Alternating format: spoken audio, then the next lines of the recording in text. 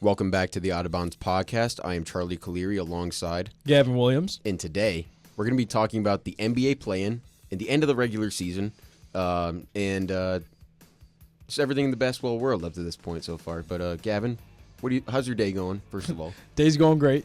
Sunshine and rainbows, 65 degrees in St. Bonaventure. No rainbows. Well, no rainbows, but sunshine. And in St. Bonaventure, you don't get that a lot in April. So No, shorts weather. Yeah. That's always a good thing. Early April, never get that. No. Basketball season, how you feeling about that so far? Feeling good. This season is absolutely crazy. A lot of teams that we expect to be high or lower, and lower teams are higher. So, a lot to cover today. Yeah, a lot mixed up. I mean, including college basketball wrapping up soon. Final Four, all 4 1 seeds. If you haven't checked out our March Madness episodes, check those out on our YouTube or on our Instagram. At Out of Bounds Podcast with a dot between every single word. With the link in the bio. Check those out, please, if you haven't already. And also, if you haven't checked out our Bonaventure Sports Insider content, which is new, and there's video to it. Yeah, it's Bonaventure_sports_insider on Instagram. Check that out, too. We got some good content there. If you want to see our faces for once, we're on there. But for now, let's get into the play-in. We got a lot to talk about today. And we'll talk about the NBA playoffs. So, playoffs start on April 19th. And so the teams will get a little bit of a break in between the top 6 seeds from each conference will get a break from the 13th to the 19th. But those 7 through 10 seeds, which we'll be talking about a lot of them today, or all of them, they might have to play some games during that week. And that's one of the best weeks of the NBA year because it really starts to feel real then. You're done with college basketball, getting into the pros. And the play-in week is always, the last few years at least since they implemented it, I've always enjoyed it. No, I have too. And a little shout out to Jason Tatum here. As he said, we're preparing for war because that's what this playoffs is going to be. It's going to be a lot of lower teams really playing up to par with the better teams. So for sure, we got to get ready for these playoffs because I think this one might be one of the most exciting ones we've seen in a long time. We're going to be going through here talking about the ceiling and floor for all of the play-in caliber teams in the Western Conference. We'll be doing the same for the East afterwards, so stay tuned for that in the second half of the episode. But 8 seed here is the Grizzlies after last night's events. I think their ceiling, personally, I think it's just getting to the playoffs. I don't know who it's going to be against, Thunder, Rockets, Lakers, whoever it ends up being. I think their floor is also the first round. I think that they just make it. I think I'm so confident that the Grizzlies get to the playoffs, but then they do nothing there. So I think the Grizzlies' ceiling, I guess, is 6 games in the playoffs, and their floor is 5 games. Wow. In my mind, okay. Yeah. So kind of close ceiling and floor there. I'm pretty on the same page. I think they can get into the playoffs, and that's their ceiling. Is just getting there. I don't think they'll be able to steal a game necessarily. So I'd say the ceiling is to make the playoffs, and the floor is to get swept.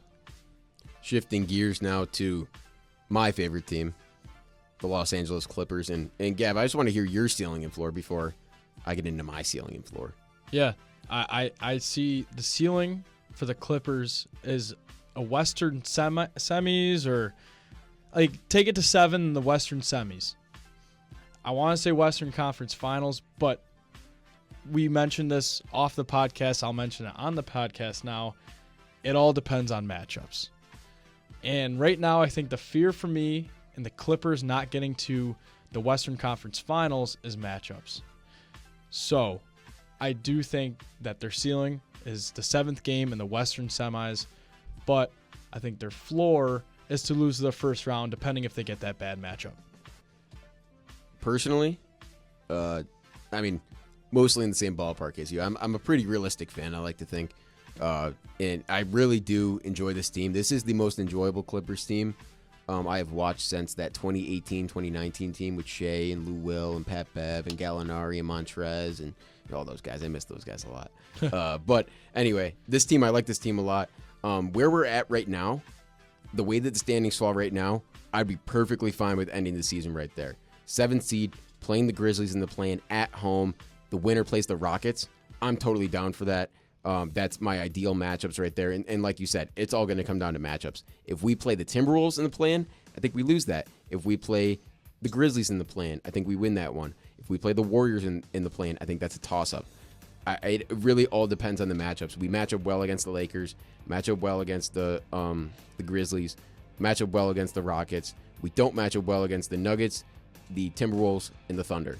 The common denominator with that is athletic big man. I love Zubac, love that guy, and he's become a great athletic defender, but at the end of the day, we don't really have the pieces to guard, especially two of them on the Thunder.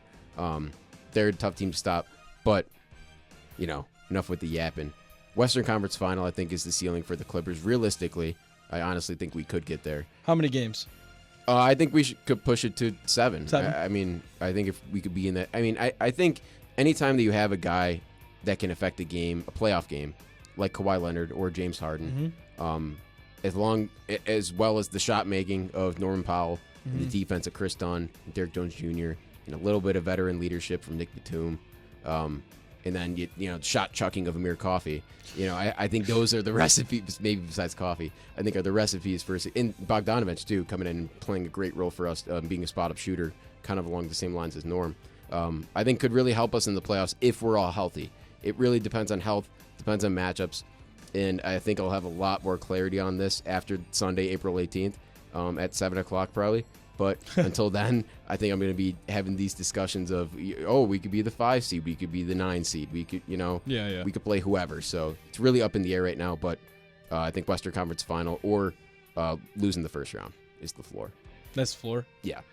I think if you got paired up with like the Thunder.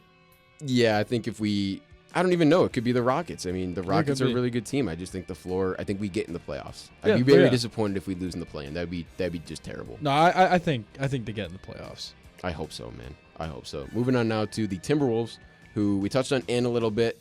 Who if you know Ant, he doesn't like bragging about other players. So big deal from that clip that we played about him bragging about Nikola Jokic a little bit. But what do you think about the Timberwolves and the direction that they're going in this year? They flipped it completely from last year. They made the Western Conference Finals, lost to Luka, and they traded Cat in the beginning of the season, which was a crazy trade. They brought in Dante DiVincenzo, Julius Randle. So they completely flipped the script on how they wanted to be as a basketball team. And last year, if I'm not wrong, they were 2 or 3 seed. And yep.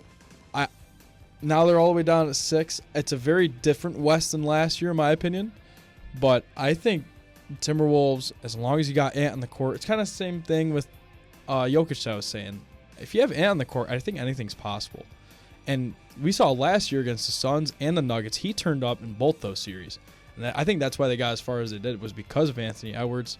So for my ceiling for the Minnesota Timberwolves, I'd say Game 7 of the Western Conference Finals against whoever's there. And for their floor, I don't see them as a first-round exit. I really don't. And maybe if I were to say a floor, it would be Game 7 of the first round. But I think the realistic floor for the Timberwolves, like we said, in the West, it really just depends on matchups. But I realistically could see just a second-round loss, a Western semi-loss as their floor. This is one of those weird triangles that I have in my mind, at least, and I'm with you mostly on here. I think I've changed my ceiling for them. I originally had a second round. I think it could be Western Conference Finals, honestly, the way that, Ant willed his team the other night against Jokic and the way that Gobert was playing defense against Jokic, even though he had 61 points. Getting stops when they needed to win that game. But I honestly think their floor is the plan.